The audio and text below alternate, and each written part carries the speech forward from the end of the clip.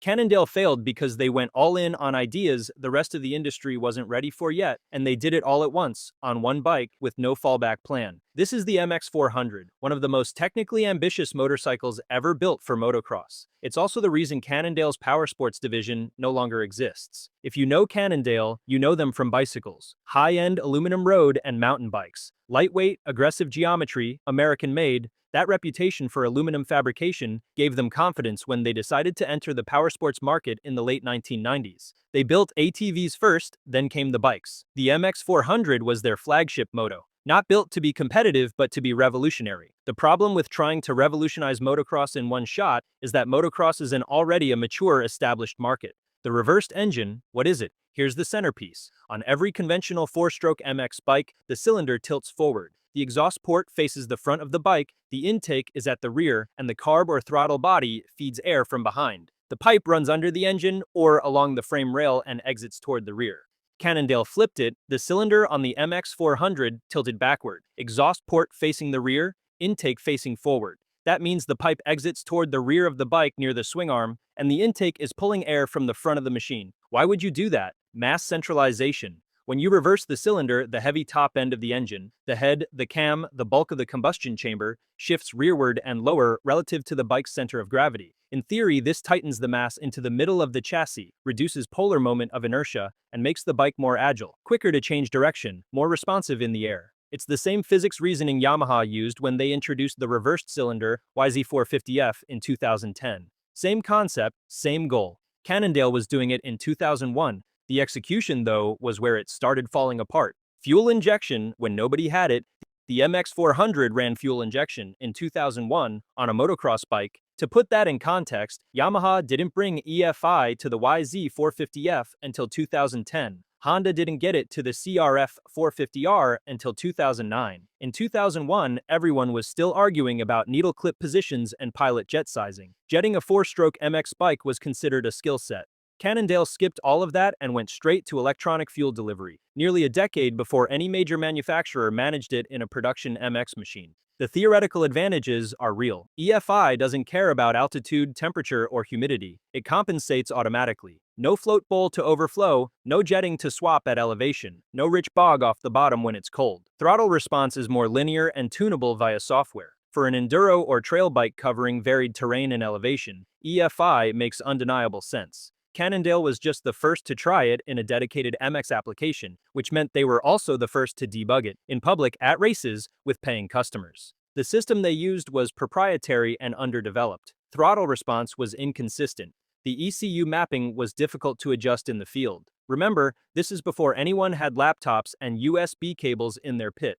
When the fueling went wrong, you couldn't pull a main jet and swap it in 3 minutes. You were done. The air filter behind the number plate. This is where the engineering logic and real-world motocross started to genuinely conflict. Because the cylinder was reversed, the intake faced forward. The logical place to feed it clean, cool air was from the front of the bike. So Cannondale mounted the air filter directly behind the front number plate, right in the nose of the machine. In a laboratory, that's elegant. Short intake tract, clean geometry, cool incoming air. On a motocross track, the front of your bike is a roost collector. Rocks, mud, sand, and dirt thrown by the rider ahead of you hit your front number plate first. Putting your air filter directly behind that plate means your filtration system is the first thing in line to get destroyed. Standard MX air boxes are tucked deep under the seat, surrounded by bodywork, isolated from roost, because every other brand learned that your engine lives and dies on what gets through that filter. When the front number plate filter concept failed in the real world, Cannondale didn't scrap the idea and redesign. They added a second filter under the gas tank. That fix created a new problem. To service it, you had to remove the seat, all the plastic bodywork, and the gas tank just to get to the air filter. On race day, in a timed maintenance window. That's not a solution, that's a liability stacked on top of a liability. No kickstart.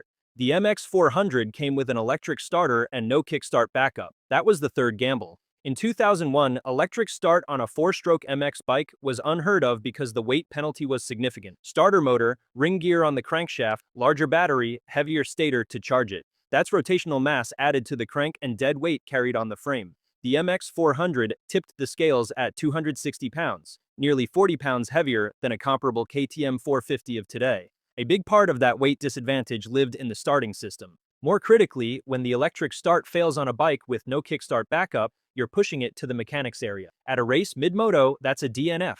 Early production bikes had a known problem. Once the engine got hot, the starter motor would refuse to fire. No heat restart or kickstart alternative. You were done. The redundancy of a kickstart is a mechanical safety net every factory team in the world understood, which is why electric start didn't become the MX norm until reliability was proven over years of development. Cannondale removed the net before the system was proven. What killed the MX400 in the market was the combination of all those issues. You had an unproven EFI system that was difficult to service in the field, an air filter exposed to the worst possible environment with a band-aid fix that made routine maintenance a 20-minute teardown, an electric start with no backup that failed under heat, and a reversed engine package that required the frame, swing arm, and exhaust geometry to be custom engineered from scratch with no existing data to borrow from.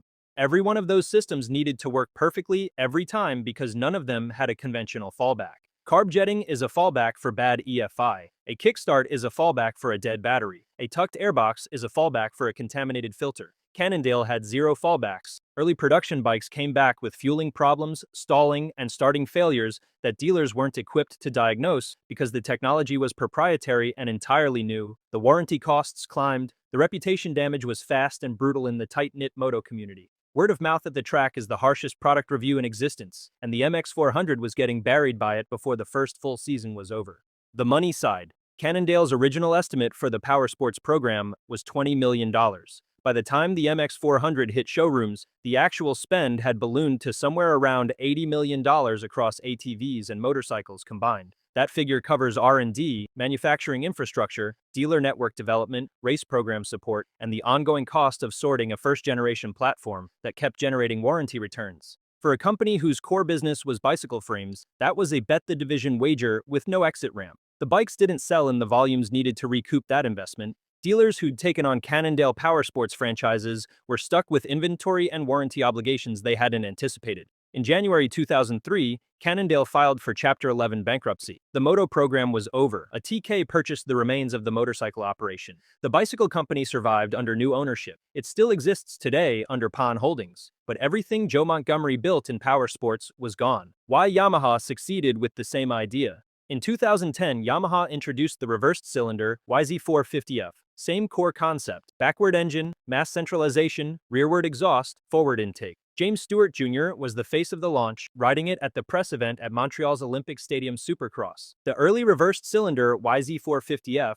was not an overnight world beater. MXA documented years of handling issues and iterative fixes as Yamaha worked through the chassis implications of the new engine orientation. What Yamaha had that Cannondale didn't was the runway to keep developing it. They had the resources, the dealer network, the factory race team feedback loop, and a proven EFI system they'd been refining across multiple platforms. They had a kickstart, they had a conventional protected airbox, they isolated the variable, the reversed cylinder, and kept everything else conventional and proven. And when the handling wasn't right, they had the financial depth to change geometry, revise suspension valving, and iterate year over year until they got it right. Cannondale changed everything simultaneously, on a first-generation platform at a company that had never built a motorcycle before. They had one shot and no room to iterate. What the MX400 actually got right. Strip away the reliability failures and the MX400 was making correct predictions about where the sport was going. EFI is now universal in 4-stroke MX. Electric start is standard on every modern enduro machine and increasingly common on MX bikes. Mass centralization through reversed engine orientation is now a cornerstone of modern MX chassis design. The front-mounted filter was the one concept that didn't survive, and even that instinct, feeding the intake with clean, forward-facing ram air, shows up in road racing ram air systems built into every modern superbike fairing. Cannondale was right about the reversed cylinder. They just couldn't survive long enough to prove it.